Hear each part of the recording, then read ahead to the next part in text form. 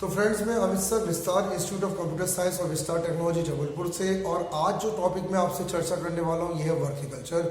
जैसे कि फ्रेंड्स, आप बहुत अच्छे से जानते हैं कि वर्क हमारे लिए कितना ज़रूरी होता है, और अगर हमें एक लंबी रेस ज़िंदगी में जीतनी है तो हमारे लिए बहुत ज़रूरी है कि अपनी डिग्री डिप्लोमा अपने एजुकेशन को समाप्त करने के साथ ही हमें कहीं ना कहीं जॉब से या बिजनेस से जुड़ जाना चाहिए, और वहाँ पे प्रैक्टिकल लाइफ में हमें काम करना बहुत ज़रूरी है। तो आज आपको मैं ऐसे 11 पॉइंट्स बताने वाला हूँ जो ये आइडेंटिफाई करते हैं कि वर्क कल्चर से अगर आप जुड़ते हैं तो इससे आपके पास आईटी में क्या फ़र्क आता है और आप कितना प्रोग्रेस करते हैं। ये पॉइंट्स मैं आपको बताने जा रहा हूँ। तो पहला पॉइंट है कि अगर आप अपने स्किल्स को पॉलिश करना चाहते हैं, अगर आप अपने स्किल्स को और धार देना चाहते हैं, तो मात्र एजुकेशन से कुछ नहीं होगा, आपको कहीं ना कहीं जॉब जल्दी करना पड़ेगा।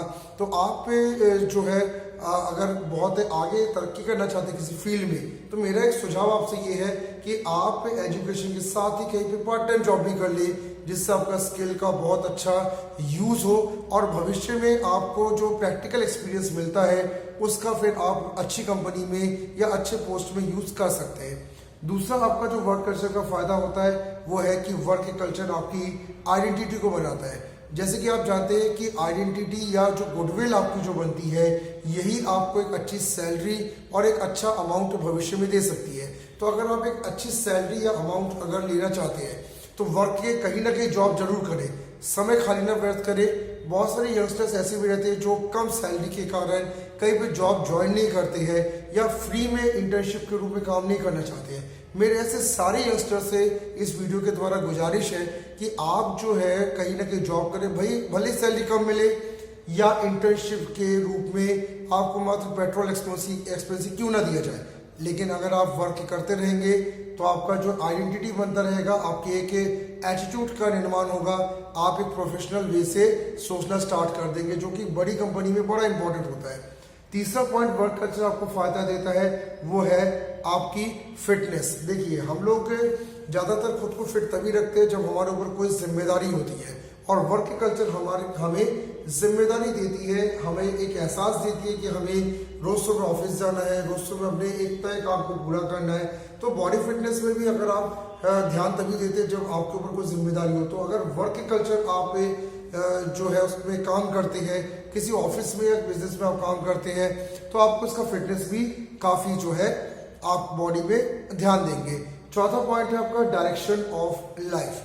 जैसे कि ध्यान रखिएगा आपको कि कोई भी इंसान की जिंदगी में डायरेक्शन तभी आ सकता है जब वो किसी संस्था के साथ जॉब में लगा हो या खुद की संस्था चला रहा हो।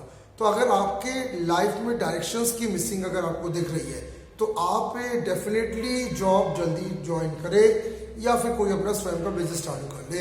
तो वर्क कल्चर जो हमें वहाँ पे दिखता है उससे हमारी लाइफ का एक डायरेक्शन डिसाइड होता है कि हमें भविष्य में और क्या करना है।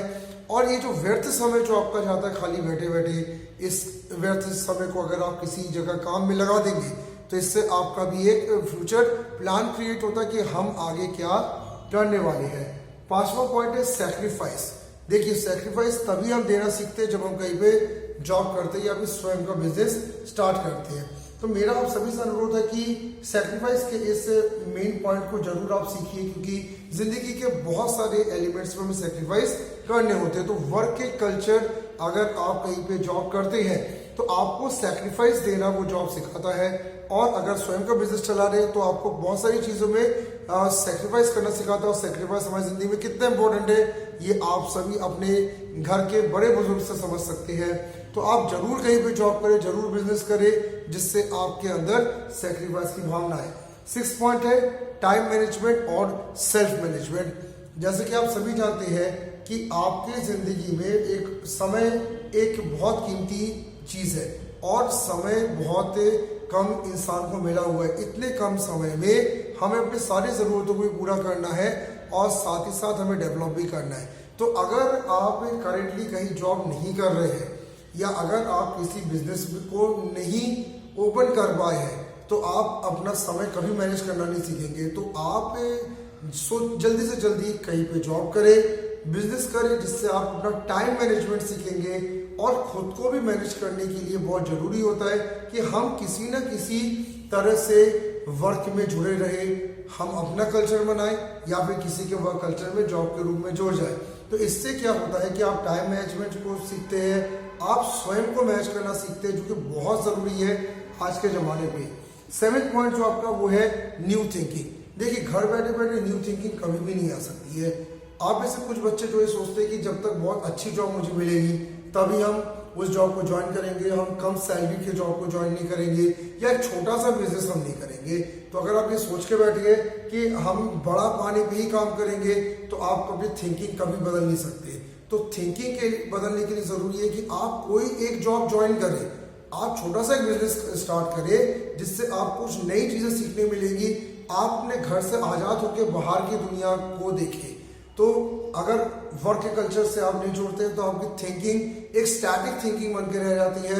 और अक्सर आपने भी देखा होगा, जो लोग कहीं जॉब नहीं करते, कोई बिजनेस नहीं कर रहे हैं, किसी प्रकार से कोई एक्टिविटी में परफॉर्म नहीं करते, वो बहुत रेयर थिंकिंग में चले जाते हैं। 8वां पॉइंट है आपका क्रिटिसिज्म सुनने की क्षमता। देखिए, क्रिटिसिज्म आपका तभी होगा जब आप कुछ करने के लिए घर से बाहर निकलेंगे। और ये जो क्रिटिसिज्म सुनने की क्षमता होती है, ये इसलिए भी आपके लिए ज़रूरी है क्योंकि यही आपके आगे के एक्शन प्लान को डिसाइड करती है। आने वाले फ्यूचर में आप क्या करने वाले हैं, ये क्रिटिसिज्म ध्यान रखिएगा डिसाइड करता है। तो आपसे मेरा अनुरोध है, समय बर्बाद न करें। अगर आप कॉलेज गोइंग स्टूडेंट्स हैं तो आप कहीं पे पार्ट टाइम जॉब करें। पार्ट टाइम जॉब करेंगे, आपको इससे कुछ गलती होगी, आपके बॉस के द्वारा जब आपको क्रिटिसाइज किया जाएगा, आपको कुछ समझाया जाएगा या हो सकता है थोड़ा डांट भी बढ़ जाए, तो आपको उससे क्या होगा, एक रिवाइव होगा कि मुझे इसमें सुधार करना है। अगर स्वयं का व्यापार करते हैं तो ग्राहक भी कई बार क्रिटिसाइज करता है, जिससे हमें समझ में आ जाता है कि हमें इस चीज़ में क्या करना है, सुधार करना है। तो मेरा एक आग्रह है कि आप लोग क्रिटिसिज्म को सुनने की शक्ति तभी बढ़ा सकते हैं जब आप किसी प्रकार से जॉब या बिजनेस में पार्टिसिपेट करते हैं। तो जरूर जॉब बिजनेस में पार्टिसिपेट करें। 9वां पॉइंट है मेरा कि इशू से बनाने की जो एक आदत हो जाती है, उससे हम कैसे बच सकते हैं, ये केवल वर्क कल्चर में समझाता है। कई लोग की आपने आदत देखी, उनकी छोटी मोटी बातों को लेकर वो बहुत टेंशन में आ जाते हैं, बड़े स्ट्रेस में आ जाते हैं, या फिर उससे छोटी सी बात को इतना बड़ा एक इशू बना लेते हैं कि आप भी सोचते हैं कि इतना बड़ा कोई ये मामला नहीं था, लेकिन उस मामले को बहुत तेज इशू बनाया गया। तो मेरा आप सबसे यहाँ पे अनुरोध है कि आप सभी जो है वो इशू से बढ़ाने की अगर आदत से छुटकारा पाना चाहते हैं तो जॉब ज्वाइन करें। और वहाँ पे जब आप स्ट्रेस लेवल पे काम करेंगे, जब आप एक्चुअल बॉस के साथ अपनी टीम के साथ काम करेंगे, तो इशू बनाने की आदत भी आपकी छूट जाएगी। बिजनेस में भी आपको ध्यान रखना है क्योंकि व्यस्तता रहती है बिजनेसमैन में, तो वहाँ भी आप इन फालतू के जो इश्यूज हम बनाते हैं उनसे बचेंगे। 10वां पॉइंट मेरा है कि आप रिटायरमेंट के बारे में कभी नहीं सोचेंगे अगर आप एक ऐसे फील्ड में अपना कैरियर बना रहे हैं जो आपको बहुत अच्छा लगता है। बहुत सारे स्टूडेंट्स जो रहते हैं वो ये सोचते हैं कि भाई 40, 50, 60 ऐसे कुछ एज आएगा तो हम रिटायर्ड हो जाएंगे या हम अपना कुछ इतना पैसा जमा कर लेंगे कि हमारा ओल्ड एज अच्छे से कट जाए। मेरा आप सबसे अनुरोध है कि अगर आप वर्क कल्चर में जुड़ते हैं, अगर आप एक जॉब करते हैं, बिजनेस करते हैं और अगर आपको अपने पैशन के अनुसार जॉब और बिजनेस मिला हुआ है, तो आप देखेंगे कि आप रिटायरमेंट के लिए सोचेंगे नहीं, आपको और इंजॉयमेंट लगेगा। और यही इंजॉयमेंट बहुत सारी खतरनाक बीमारी जैसे डिप्रेशन से, एंग्जाइटी से भी आपको बचाती है क्योंकि आपका ध्यान, आपकी एनर्जी किसी संस्था के लिए कार्य कर रही है। और 11वां लास्ट पॉइंट है फोकस। आप सभी को ध्यान रखना है, फोकस केवल और केवल वर्क करने पे ही आपको आएगा। आप चाहे कितने भी बड़े स्कूल, कॉलेज, यूनिवर्सिटी से पढ़ाई कर ले, जब तक आप जॉब में नहीं उतरते तब तक आपको फोकस कोई नहीं सिखा सकता। और फोकस करने के लिए आप जॉब में उतरे, अपना स्वयं का व्यापार चालू कर रहे, तो आपको उसका फोकस समझ में आएगा। और फोकस से आपके काम जहाँ पे सिद्ध होते हैं वहीं पे आप बहुत कम समय में बहुत अच्छा एक जो है रिजल्ट निकाल सकते हैं। तो ये कुछ मैंने पॉइंट आपको बताया जो वर्क कल्चर में काफ़ी ज़रूरी होते हैं। ये मेरा ये वीडियो उन बच्चों के लिए जो लोग जॉब करना या बिजनेस करने को ज़्यादा अहमियत नहीं देते हैं, वो ये सोचते हैं कि सिर्फ स्टडीज़ करने से ही जो है वो उनका भविष्य बनेगा।